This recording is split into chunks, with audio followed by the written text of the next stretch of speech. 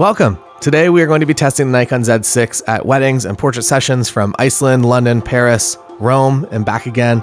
Will the Nikon Z6 take over as my main wedding day camera, or will the Nikon D850 retain that role for another summer? Find out right now.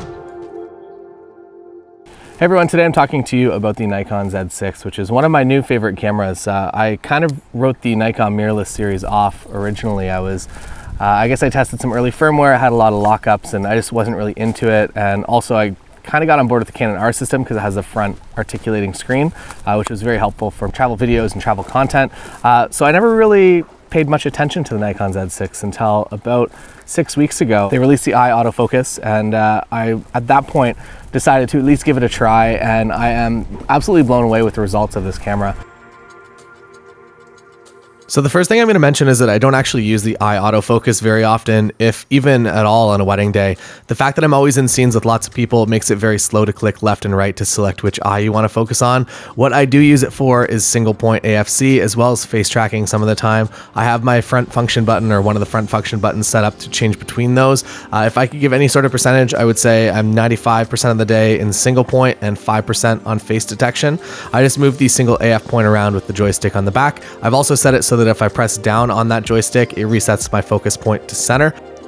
I know there's been a lot of commentary on how DSLRs still outperform mirrorless in low light, but during dancing with one of the native lenses on face detect, I found that it actually outperforms my D850 as far as accuracy and just usable images go.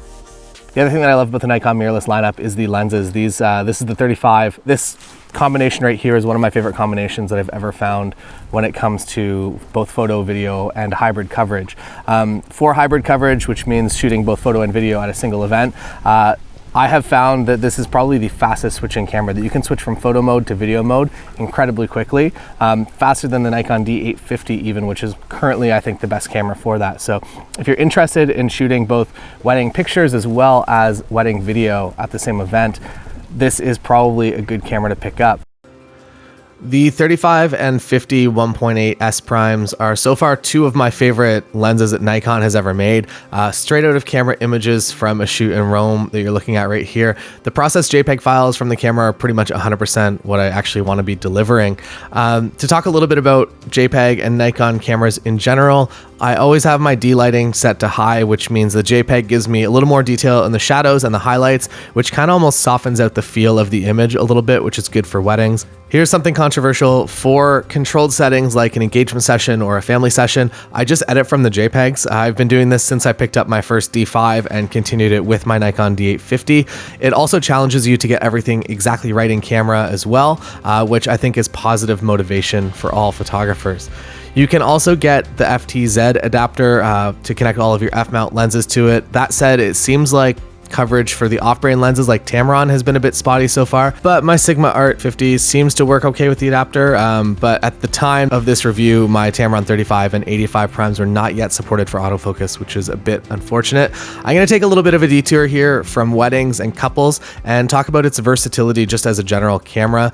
If I could only have one camera with me on a trip for travel photography, it would be this Nikon Z6. The kit lens, the 24-70 f4, is an incredibly inexpensive lens when purchased together with the body, and it is one of the best value for quality lenses out there. My current travel kit is the 24-70 f4, a 10-stop screw-on B+W ND filter, and either my 35S or 50S. If I'm taking photos of people, I'm going to be bringing the 50. If I'm not, and I'm just taking photos of travel and landscape, I'm bringing the 35. That all said, if you're just looking for a straight travel kit and have no interest in weddings, or weddings are very secondary, I would recommend that you pick up the much less expensive and physically smaller as well, the Fuji X-T3. With the kit lens, I've had phenomenal results with it, and I would put it on par with the Z6 kit. Where the Fuji kit lacks for me is as a video shooter. Fuji doesn't have in-body stabilization, and I shoot a lot of primes for videos at weddings and other events. The downside, and maybe the only downside that everybody keeps talking about, is the fact that there's only one card slot in here. It is an XQD, which is a very secure format, but it is still one single card slot, and if you shoot an entire wedding with this as your main card and you lose it, then that is kind of a big deal. There are some workarounds. You can either connect it to your phone or connect it to another device that you purchased specifically for backup and have it wirelessly sending images to that device all day. That is one way to go about it. The other way is just to make incremental backups throughout the day. You can connect through USB-C, so the best practice is to just never take this card out of the camera and just always transfer everything over USB-C, which is actually really, really fast, and I'm quite impressed with the results, and the workflow and the fact that it will charge over USB-C as well really does kind of make my life a little bit easier when I'm out traveling.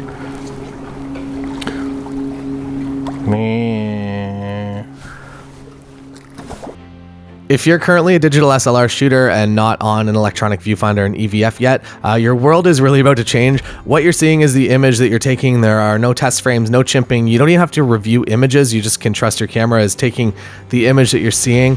This is going to speed up your post-production a lot, as well as make you a lot more comfortable shooting manual and nailing it in every single situation. The other thing that's great for video is the electronic viewfinder, that you have your one point of stabilization here, one point of stabilization here, and then a third point of stabilization through the viewfinder. And it makes it very, very stable for videos, as well as the in-body stabilization. For photos, I don't really care too much about in-body stabilization. I'm usually shooting in a way that I don't typically need it, but it is nice to have. It probably has saved my focus on a few images, or just if I'm shooting at a lower shutter speed.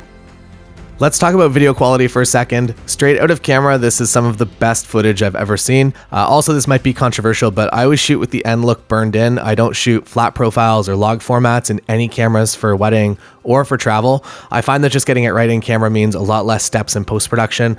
This camera and the EVF have full proper autofocus on the LCD, which makes my life easier when it comes to video and photos as well. Using autofocus on live view on a Nikon digital SLR in the past was really just inaccurate and stressful. Z6 makes all those problems disappear. And I suppose I haven't mentioned it yet, but the reason that I didn't even look at the Z7 is because I prefer having 24 megapixels rather than 40 plus and spending the extra money as well. Even on my Nikon D850, I shoot at medium raw, which means 24 megapixels, which I think is great for weddings. This camera is truly incredible, and I wish that I had picked it up much sooner. It does everything I want it to for portrait and wedding shoots. I really love Nikon colors, the contrast, and the general usability of it out in the field. Also, the S primes have character and are producing results beyond what I ever could have expected. That all said, this Nikon Z6 is going to be my second camera body every single wedding day now. It's in my bag. I love this 35mm lens. It is really an incredible combination for both photo and video coverage. I am very happy with it, and I am okay using a camera with only one card slot as my second body. My main body that I'm going to be doing all the family photos as well as all the ceremony photos on will continue to be my Nikon D850 for now, until we'll see what the future brings for mirrorless, because I'm completely happy with this release from Nikon. There's a duck. Later. This concludes today's review of the Nikon Z6 for wedding photographers and video makers. See you next time.